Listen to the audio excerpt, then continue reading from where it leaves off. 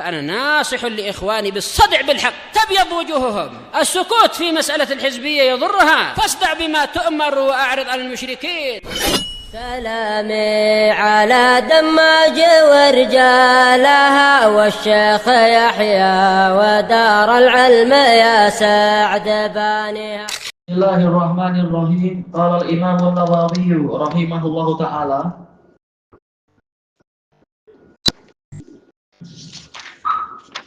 Al-Hadisus Sabi' wa Sab'un ba'dal alaf 1077. Wa anhu radhiyallahu an. Yaitu dari Abi Hurairah radhiyallahu an, Abdurrahman bin Sakhr ad-Dawsi al-Yamani summal Madani.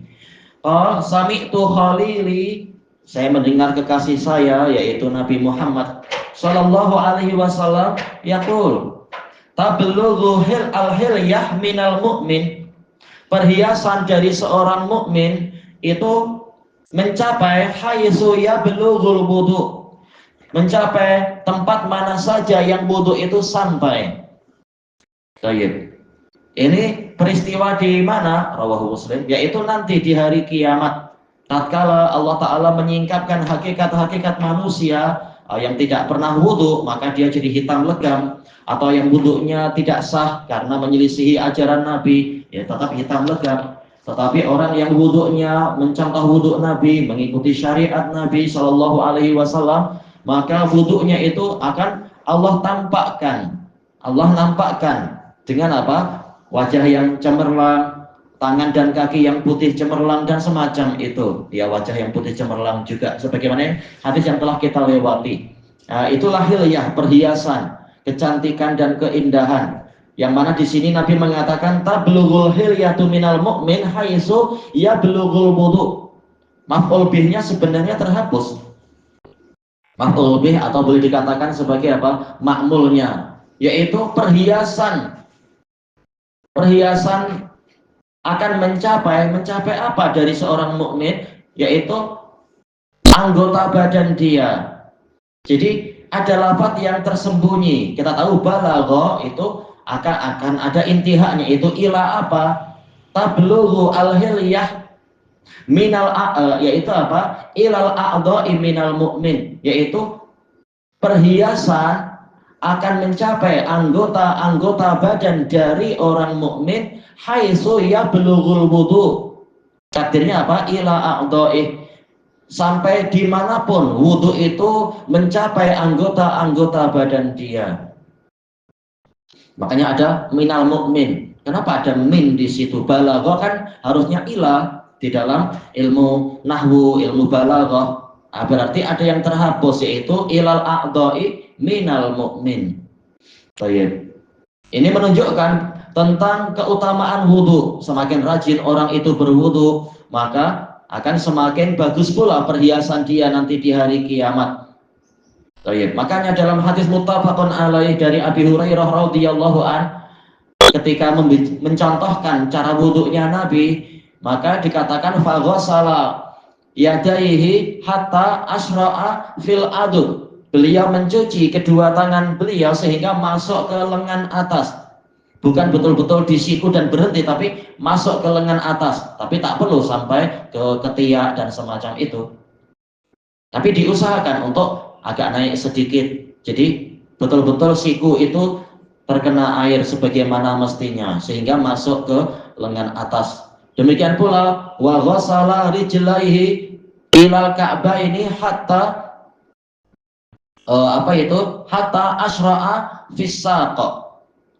Dan beliau juga mencuci kedua kakinya mencapai ka'baihi, yaitu kedua mata kaki, kedua buku lali, hatta asra'a fis saq, sehingga masuk ke betis.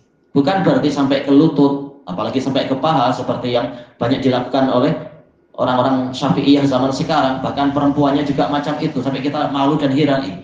Tak malu kah di hadapan para lelaki mencuci kaki dalam wudu sampai di atas apa itu lutut? Ini entah bagaimana cara memahami fikihnya dan fikih dari sisi yang lain, yaitu jangan buka pintu fitnah. Tapi intinya adalah Nabi mencontohkan bukan berhenti di buku lali atau mata kaki, tapi sampai naik ke atas sedikit, masuk ke betis, tanpa bersikap berlebihan. Boleh, tak masalah. Baik. Dan ini menunjukkan betul-betul segala syariat Allah itu ada hakikatnya. Kita tahu wudu secara bahasa adalah dari al-wadha'ah, yaitu an-nadhafah, yaitu kebersihan, wal jamal, dan keindahan, itulah wudu. Makanya kalau dikatakan biwajhin wadi, wajah yang wadi itu wajah yang putih cantik. Nah, waktu di dunia kita berwudu untuk menyucikan diri dari hadas. Wudu berarti terkait dengan hadas kecil. Nah, nanti di hari kiamat betul-betul dibuat jadi hakiki, betul-betul wajahnya putih cemerlang. Sebagaimana juga dalam hadis yang diriwayatkan oleh Imam Ahmad, Bukhari, dan Muslim, dan lain-lain itu, kalau tak salah hadis Anas bin Malik terkait dengan tatkala Nabi masuk ke area surga alal khilaf, apakah ini pada waktu Isra Mi'raj ataukah di alam mimpi. Tapi beberapa riwayat menunjukkan di alam mimpi, yaitu Nabi bermimpi melihat surga ini, surga itu, kemudian beliau melihat ada suatu istana yang sangat indah. Di depan istana itu ada seorang wanita tengah berwudu. Pertanyaannya, apakah di surga itu masih wajib berwudu, kemudian wajib sholat? Dijelaskan oleh para pensyarah, bukan untuk melakukan kewajiban sholat, tapi wudhu di sini adalah untuk memperindah diri. Sudah tidak lagi wajib sholat dan sebagainya, tapi ini untuk memperindah diri. Semakin berwudhu semakin cantik. Nah, inilah yang dikatakan hilyah.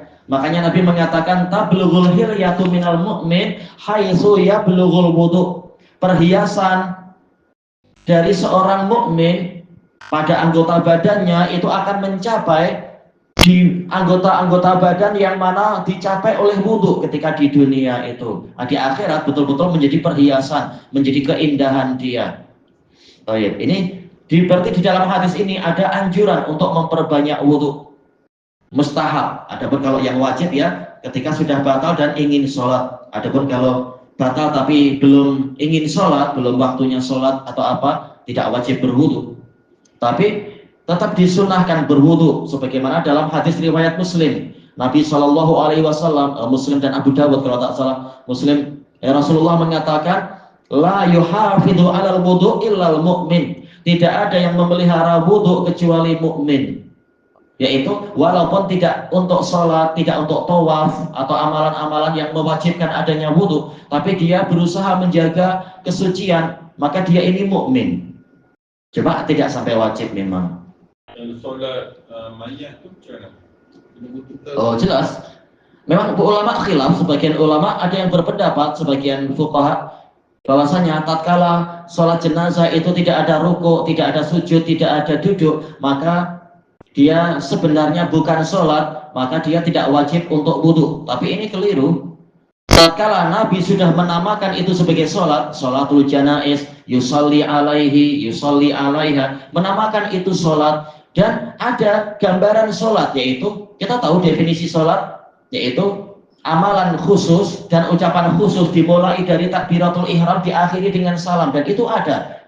Sholat jenazah ada di situ, yaitu dimulai dengan takbiratul ihram diakhiri dengan salam. Berarti dia memang sholat, cuma diberi keringanan, tidak ada rukuk, tidak ada sujud ya, karena bahaya, tak boleh rukuk sujud di hadapan makhluk, di hadapan jenazah. Makanya dia sholat, cuma dia diringankan. Berarti karena dia sholat, berarti dia terkena keumuman hadis apa itu? La tuqbalu sholatu ahadikum idza ahdasa hatta yatawadda. Tidaklah diterima sholat salah seorang dari kalian apabila dia berhadas sehingga dia wudu. Hadis muttafaqun alaih dari Abi Hurairah, menunjukkan memang ini sholat dan disyaratkan wudu. Berarti walaupun tak ada rukuk, tak ada sujud, dia wajib wudu. Karena Nabi tidak mensyaratkan sholat itu hanya rukuk, hanya dikatakan sholat jika ada rukuk dan sujud. Kesimpulannya memang harus berwudu. Kalau tak mampu wudu ya tayammum untuk sholat jenazah. Karena terkadang kita mengalami macam itu. Udahlah, pondok jauh, rumah jauh, sementara pekuburan, kita sudah sampai di pekuburan, tahu-tahu batal. Dan pekuburan Yaman cari air sangat susah, ya sudah tayamum saja. Soalnya kalau kita pulang dulu jauh, tunggu 1,5 kilometer, nanti balik mana imam dan orang-orang agak balik mereka boleh jadi. Ini boleh bertayamum kalau macam itu. Intinya harus suci dari hadas. Hadas besar, hadas kecil, suci dari najis dan sebagainya. Intinya ini tentang keutamaan wudhu. Sekarang kita masuk ke hadis berikutnya. Al-hadisus samin wa sab'un ba'dal alf, 1078. Wa an Utsman bin Affan radhiyallahu anhu qala Rasulullah sallallahu alaihi wasallam, man tawaddaa fa ahsanal wudu, barang siapa berwudu kemudian dia memperbagus wudunya, kharajat khotoya, akan keluar kesalahan-kesalahannya min jasadih. Lafaz ini dalam Sahih Muslim. Hatta takhruja min tahti adfarih, sehingga dosa-dosa tadi, kesalahan-kesalahan tadi, ya dosa-dosa ya, keluar dari bawah kuku-kuku dia. Ini hatta lil mubalaghah, yaitu saking banyaknya dosa yang keluar dan bersih orang ini, sampai dosa yang di bawah kuku pun, kalau ada misalkan dosa entah apa, boleh jadi ada aja dosa-dosa terkait dengan kuku, itu pun ikut keluar. Walaupun kita tahu air wudhu boleh jadi tidak sampai mencapai sesuatu yang di bawah kuku. Ini menunjukkan berkah dari wudhu tadi, walaupun dia hanya di permukaan badan, di permukaan kulit, permukaan anggota badan, tapi ternyata dosa yang di bawah kuku juga ikut keluar. Ini keutamaan bahwasanya wudhu itu menghapus dosa-dosa, tapi tentunya dosa kecil yang dimaksudkan berdasarkan dalil-dalil yang lain. Di sini Nabi tidak hanya mengatakan tawaddoa, tetapi fa'ahsanal wudu, memperbagus wudu. Apa maksud ahsana? Terjadi perselisihan di kalangan ulama. Ada yang mengatakan sebagaimana dalam lafaz-lafaz yang lain, yaitu asbagha, yaitu akmala wa atamma, menyempurnakan dan melengkapkan. Bagaimana kita tahu ini lengkap atau sempurna? Lihat bagaimana cara wudhu Nabi, karena tak mungkin Nabi menyembunyikan ilmu. Berarti tatkala Nabi mengajari kita cara berwudu, sebagaimana dalam hadis Utsman bin Affan, sebagaimana dalam hadis Abdullah bin Zaid bin Asim, sebagaimana dalam hadis Ibni Abbas dan juga hadis Ali. Karena tata cara wudu terkenalnya dari para sahabat ini, ada juga dari yang lain, tapi yang terkenal adalah dari para sahabat tadi. Ternyata selalu Nabi cara berwudunya seperti itu. Mengusap kepala dari depan ke belakang, sampai ke tengkuk, sampai ke depan lagi, bukan sekedar tepuk-tepuk kening atau tepuk-tepuk ubun-ubun. Ataulah kita, inilah yang namanya menyempurnakan dan melengkapkan wudhu. Demikian pula siku jangan sampai terlupakan, demikian pula buku lali, mata kaki juga, demikian pula bagian yang dekat dengan tumit tapi yang agak apa itu, agak apa istilahnya ya, condong ke dalam. Nah, itu juga boleh jadi kalau orang tergesa-gesa, kadang air tak sampai ke situ, jadi perbagus agar sampai ke situ, agar menjadi lengkap. Barulah syaratnya akan terpenuhi, yaitu keluar dosa-dosa dia dari badan dia, sampai bahkan yang di bawah kuku dia. Dan ini menunjukkan bahwasanya ibadah itu tauqifiyah, harus berhenti pada dalil, bukan membuat berdasarkan pemikiran sendiri. Kalau pakai ra'yu, pakai akal semata, orang mungkin akan mengatakan bahwasanya yang membatalkan wudhu adalah kencing, berarti harus yang dicuci ketika wudhu adalah tempat keluarnya kencing, bukan seperti itu. Atau yang membatalkan wudhu adalah kentut, berarti ketika wudhu kita guyur air bagian yang keluar kentut itu. Ini sudut pandang ra'yu, dan ini salah tentunya. Cara berwudu harus ikut syariat Allah Ta'ala melalui nabinya. Dan ternyata hikmahnya bukan sekedar untuk membersihkan anggota yang keluar najis tadi atau keluar kentut tadi, tetapi memang untuk menghadap Allah di atas dalam situasi suci, dan sekaligus untuk menghapus dosa-dosa.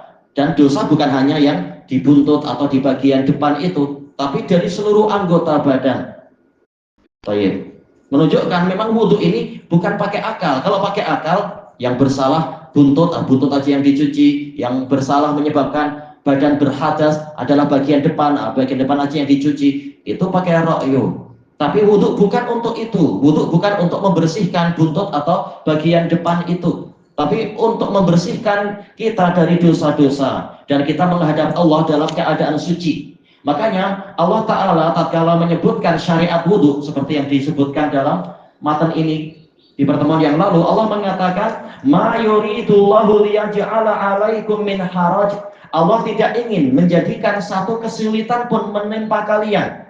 Iya, kalau ketika mau wudhu, apalagi tempat wudhu kan terbuka, seringkali harus mencuci kemaluan depan, kemaluan belakang, malah menyulitkan kita di hadapan orang banyak lagi. Sementara itu aurat dikatakan aurat karena dia yaitu aib kalau nampak, maka akan menyulitkan orang yang masih dia punya fitrah, tahu-tahu harus dilihat orang yang lain pun jadi susah, gimana ini malah pada melepaskan seluar. Ini salah besar, akan menimbulkan kesulitan karena akan merusak akhlak, merusak juga kehormatan. Walakin yuridu liyutahhirakum, tetapi Allah mensyariatkan wudu untuk dia ingin untuk menyucikan kalian agar kalian jadi suci. Baik, berarti apa? Kalian berarti kita yaitu seluruh anggota badan kita dari ujung kepala hingga ujung kaki semuanya disucikan, semua dosa keluar, bukan hanya bagian yang tempat keluarnya hadas tadi. Baik. Makanya sampai Nabi mengatakan sampai bahkan yang di bawah kuku pun juga ikut, walaupun dia tidak terkena wudhu. Maka masalah wudhu sebagaimana masalah ibadah yang lain, dia tidak memakai ra'yu tapi harus mengikuti wahyu. Baik. Dan juga waliyutimma nikmatahu alaikum, dan agar Allah ingin melengkapkan kenikmatannya pada kalian. Sudah suci, sudah bersih dari dosa-dosa, nanti di hari kiamat juga badan jadi cemerlang, betul-betul kenikmatan yang lengkap. Dan dia adalah orang mukmin, karena tak ada yang memelihara wudhu kecuali orang mukmin, minimalnya ya 5 kali dalam 1 hari dan semacam itu. Jadi ini kenikmatan yang besar. Baik. Sehingga dosa-dosa bagian dosa yang tidak mungkin dicapai air juga ikut keluar dengan keberkahan dari wudhu tadi. Ini diriwayatkan oleh Imam Muslim. Baik, ilahuna wallahu a'lam.